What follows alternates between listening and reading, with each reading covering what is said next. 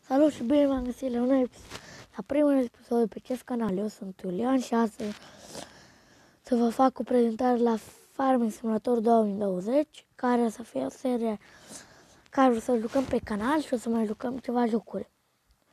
Să începem să combinăm. Și dacă n-ați apăsat butonul de like, să-l apăsați, să dați subscribe, share, să distribuiți videoul pe Facebook, pe Instagram, dacă aveți. Să-mi dați un follow la Iulian Dunca 322 și să vedem ce mai facem. Dăm pe lucrător automat. Avem tractorul acesta care îl punem la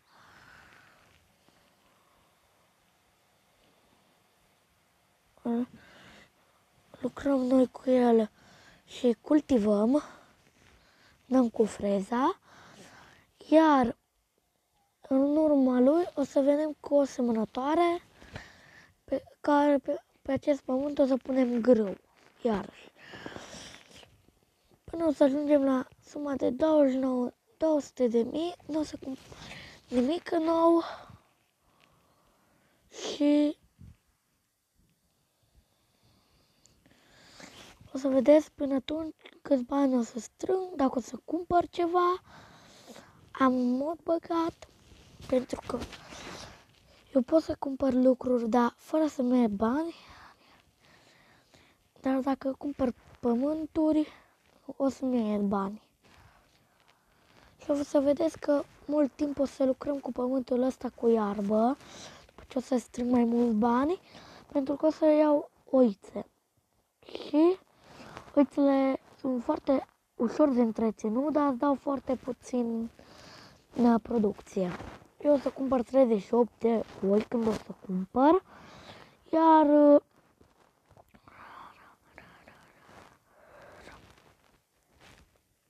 atunci când o să cumpăr o să postez un video nou. O să postez în fiecare zi câte un video. Dacă nu o să am timp să postez câte un video pe zi, o să postez o dată la 2 zile câte un video.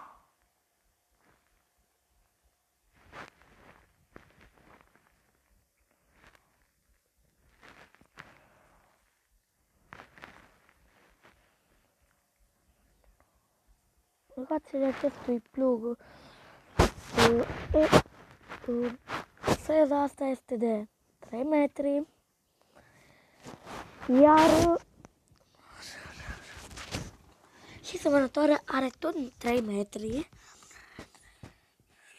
și trebuie să mă uit mai din când în când.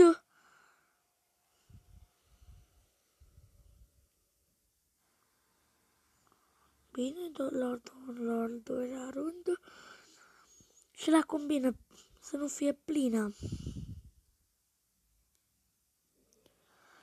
Și așa să facem până la o serie, până în 2022, în care să luăm o nouă serie de Farming Simulator 2022.